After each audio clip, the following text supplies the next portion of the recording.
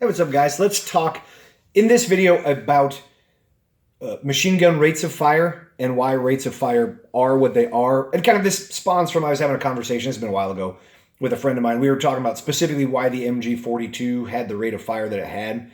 And to answer that, nobody actually knows. There's no like engineering document or German memorandum that said, quote, we made this fucking machine gun gewehr to fire this rate of fire because of this exact reason. Hail Hitler. Like, it doesn't exist. So it's speculation. It's trying to use deductive reasoning and logic and experience and that sort of stuff. So kind of, sort of answer that, let's kind of talk a little bit about, well, one, what the MG42 is. So it's a GPMG, the first true GPMG, general purpose machine gun, i.e. a machine gun that can serve the light machine gun role, the medium machine gun role, in its case, also the heavy machine gun role when it's on the tripod. It's incredibly mobile. It's air cooled, has a rate of fire of roughly 12 to 1500 rounds a minute. Fires from an open bolt. Its roller system and its feed tray cover, its top cover, and all that were extremely advanced and innovative. And it's been copied in some ways for all of the best machine guns that have come after it. Everything made by FN. So the M60, the top cover it's exactly the same. It has a gas system from the Lewis gun and that sort of stuff. But then you look at the Mag 58s or the FN Mag, which is the 240, the SAW, the Mini-Me, all that sort of stuff. The top cover from the MG42 roller system and the internals and that sort of stuff, basically from the MG42. If you look at the 240, like even the frickin' the trigger group, it looks like you went to fucking Berlin and went to a museum and took the MG42 trigger group and brought it back home and put it on there. So it's the fucking same. And those are just outstanding weapons. So obviously really high rate of fire, and it's the thing that it's famous for. It's one of those that's got a cult following. I'll be honest, I think it's the coolest shit sort of gun. So why is its rate of fire so high? And even compared to, especially compared to its contemporaries, but even for modern, military light machine guns and medium machine guns. So I think, kind of an interesting thing to say is that one, coming out of World War II, everybody's medium machine guns and light machine guns had their rates of fire increase. So we look at the common machine guns for World War II. I'm going to end up leaving some out, but so we have, obviously the MG42, the MG34 on the German side.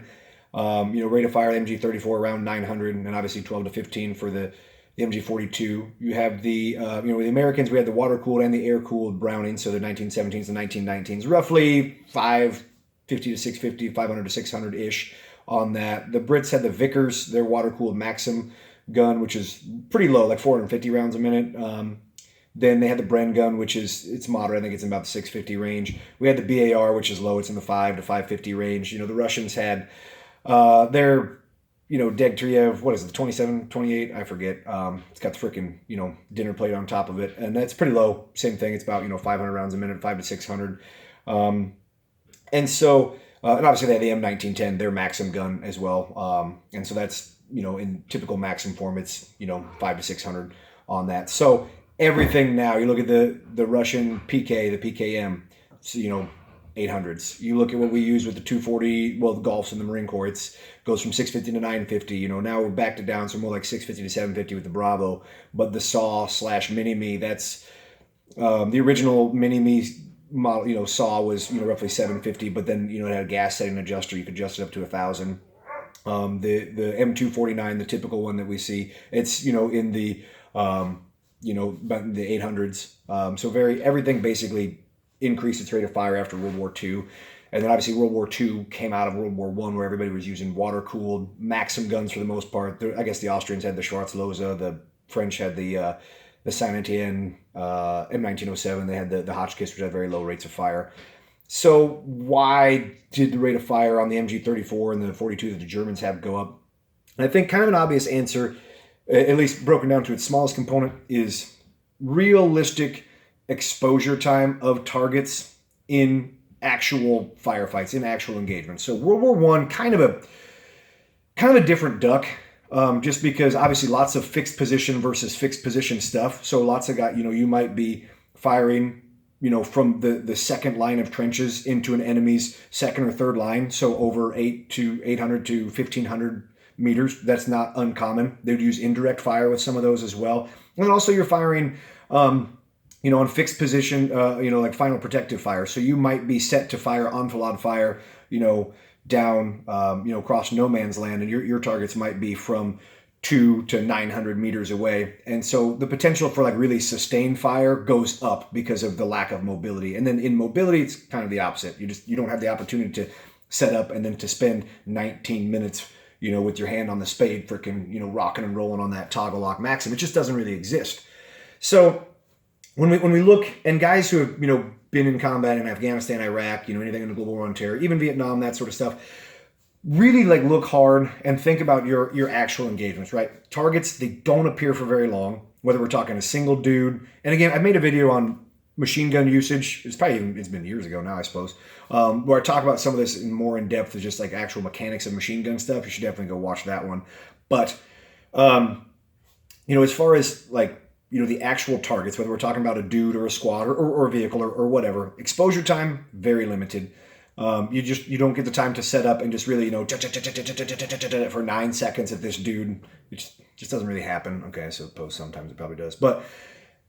And that's where I think it makes a lot of sense. So we take an MG42, for example. Let's say we are, we're on patrol, we're advancing. We catch sight of an enemy squad who's also on patrol. Distance, 300 meters. Bam, we drop down prone. We set up the MG42. I rip off a 1 second burst. I've got 20 to 25 rounds in the air. They're all going to hit a pretty reasonably tight beaten zone, or what we would call a grouping or a pattern, for other weapons, that sort of stuff. And then I can reacquire my sights, reacquire the target. Whereas, let's say I had something more like a Vickers, or let's take the M60, of Vietnam fame for America, right? So literally like a third of the rate of fire. So now if I want to sit down with the M60, I get off a 1 second burst. I'm only getting off 6 to 8 rounds or so, something like that. So if I want to put 20 or 25 rounds in the air, I need 3 or 4 seconds of solid firing. Well, in that time, by the time the first rounds hit, an enemy's going to react. We drop to cover, get behind cover, whatever it is. So if you imagine you're on patrol, snap, crack, pop, whatever, that first round hits 1,000, 2,000, 3,000. That's a long time. That guy will definitely be on the ground by the time the end of that 3 second burst is being fired. So there's not a lot of rounds that are impacting at any one time. Yes, you could stay on for more sustained fire. However, it tends to give your position away more. It can be more difficult to get on target and stay on target for what I kind of consider a moderate number of rounds. So take a 240 Bravo, like the Army uses. I think the Marine Corps uses it now too. We had the Golf when I was in, anyways. But so about 650 rounds a minute, cyclic rate. So when you acquire your target, you get your sight on target, and you begin squeezing off that burst. First round or two, probably going to be basically where your sights are, right? The gun's going to climb on you, and then you're going to kind of regain control over it again after the next couple of rounds.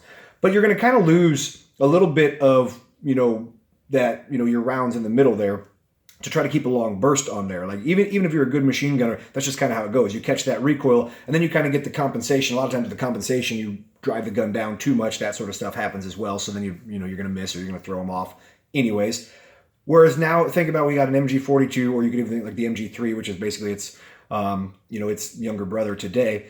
We just rip that off, 20, 25 rounds, in the air right now, roughly on our target, in our beaten zone where we want them. Then I can readjust and I can do it again. Am I saying it's perfect or it's the only way to do it? Absolutely not. But I think when you start thinking in terms of realistic engagements, you think about limited time exposure. You got a guy, he pops out from a corner with an RPG on his shoulder, and he wants to take a shot at your vehicle, right? You turn the 240 over there, chut. Well, by the time you get those rounds off, by the time the first round hits the wall next to him, right, he jumps back behind there, and the next 7, all miss him or go past. You have a weapon with a higher rate of fire, put that over there, 20 rounds over there. Chances of you probably getting one where you want it, I would say go up. So it's a usage thing. Again, in some ways that goes against doctrinally what we think of with machine guns as far as, I'm using an example, I guess, of a single point target, which is kind of, it's not really what machine guns are supposed to do, but obviously in the modern realm it does happen. But then also think about it from a suppression standpoint. So say you're you're a German and you're looking over a Russian position, right? You see them in their trenches, right? So you want to suppress, you see a machine gun position of theirs. So you flip it over, bam, hit them with a burst, and you hit that sucker with, multiple rounds, bam.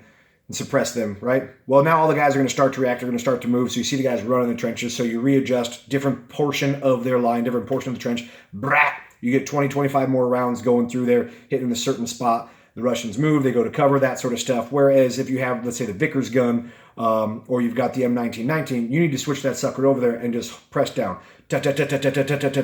Long period of time. So one gives you away for a longer period of time. But again, now you're having to adjust the gun under recoil. And it's not better or worse per se. It's very distinctly different.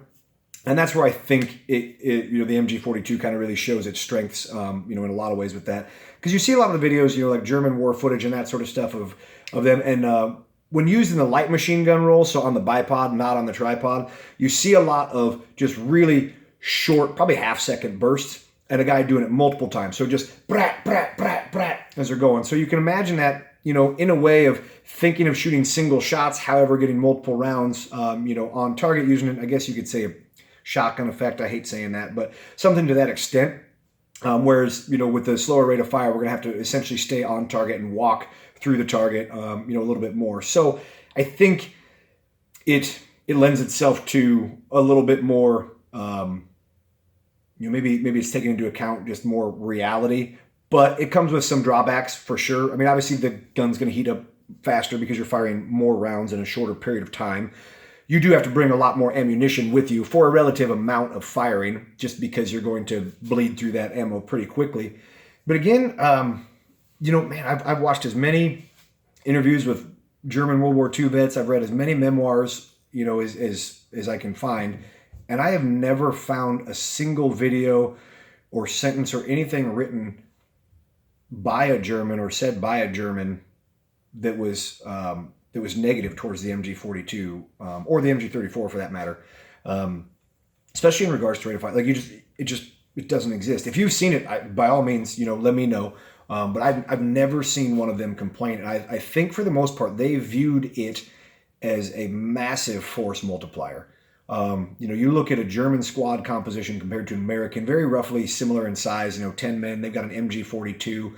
They're probably going to have, one or two submachine guns with the team leader or the squad leader and assistant, squad leader. They're going to have a bunch of bolt action rifles, potentially some Sturmgewehrs later in the war and Gewehr 43s, that sort of stuff, whatever. Maybe more submachine guns.